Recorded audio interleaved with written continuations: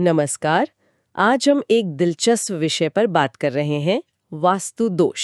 हाँ, बिल्कुल। हमारे पास विजय बत्रा, जो खुद को कर्मालॉजिस्ट कहते हैं, उनके एक लेख वास्तु दोष, भ्रम या ब्रह्मांडीय सत्य के कुछ विचार हैं। अक्सर लोग सोचते हैं कि घर, दुकान या ऑफिस में जो वास्तु दोष होता है, उसी से पैसे की कमी, रिश्तों में तनाव या सेहत की दिक्कतें आती हैं। हाँ, ये आम धारणा तो है। तो चलिए देखते हैं लेखक इस बारे में क्या सोचते हैं। क्या ये सच में कोई प्रॉब्लम है या बस एक वहम? देखिए, लेखक सबसे पहले एक बहुत ही बुनियादी सवाल उठाते हैं क्या? कि क्या जीवन की सभी समस्याओं की जड़ सिर्फ वास्तु दोष है? और उनका जवाब है साफ तौर पर नहीं। अच्छा, तो फिर क्या है? वो एक निराकार शक्ति शून्य की बात करते हैं, जिससे ये पूरा ब्रह्मांड बना है और जो इसे चला रहा है। शून्य मतलब जीरो? हाँ, लेकिन सिर्फ जीरो नहीं, मतलब वो परम शक्ति जिसमें कोई कमी, कोई दोष हो ही नहीं सकता। लेखक के हिसाब से ब्रह्मांड की हर चीज उसी शून्य से बनी है, तो उसमें नेचुरली कोई कमी नहीं है। ये तो काफी गहरा विचार है। बिल्कुल।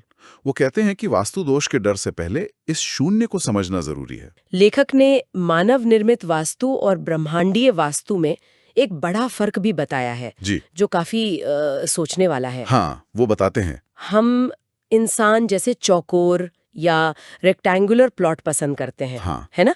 और उसमें पानी, आग, हवा, इन सब के लिए खास दिशाएं तय करते हैं। बिल्कुल। नॉर्थ ईस्ट में पानी, साउथ ईस्ट में आग, वगैरह वगैरह। हाँ, लेकिन यहीं पर लेखक की बात थोड़ी अलग हो जाती है। हाँ, वो शून्य के वास्तु का हवाला देते हुए कहते हैं कि भाई गोल आकार बेहतर है। गोल कैसे? जैसे ग्रह गोल हैं, पेड़ पौधों के तने गोल होते हैं, यहाँ तक कि हमारे शरीर के कई अंग भी गोल हैं। उनका तर्क है कि पृथ्वी खुद गोल है, वो घूम रही है लगातार, उसके चारों तरफ पानी है और जमीन भी तो कोई चौकोर या आयताकार नहीं है।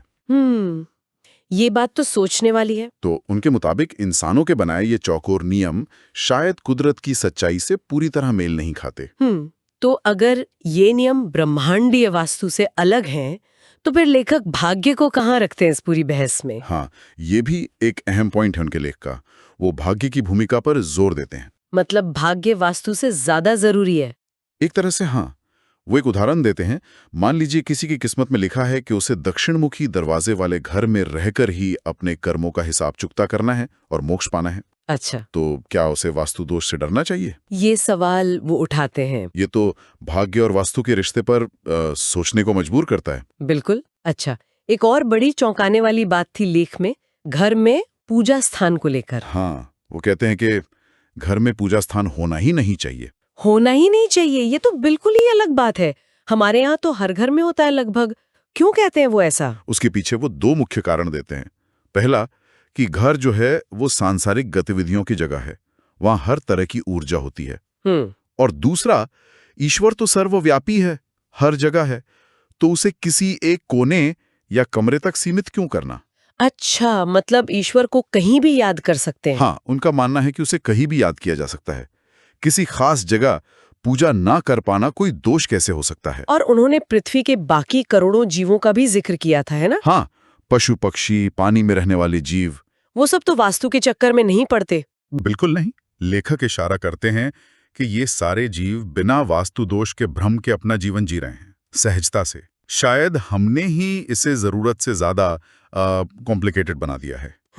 तो लेखक का जो मुख्य संदेश है वो यही लगता है कि वास्तु दोष से डरने के बजाय उस निराकार शक्ति शून्य को समझने की कोशिश करनी चाहिए। शून्य को समझने से? हाँ, उनके मुताबिक शून्य को जान लेने पर वास्तु दोष अपने आप ही शून्य हो जाता है। ये एक तरह से अंधविश्वास से मुक्ति और सकारात्मक जीवन जीने का रास्ता है। तो कुल मिलाकर अगर देखें, आज हमने विजय बत्रा के नजरिए को समझा। वो वास्तु दोष के इस आम डर को चुनौती दे रहे हैं। हाँ, वो कह रहे हैं कि ये इंसानी अवधारणाएं हैं और ये शायद ब्रह्मांड की सच्चाई, भाग्य और वो जो शून्य शक्ति है, उसके सामने उतनी मायने नहीं रखती। सही कहा।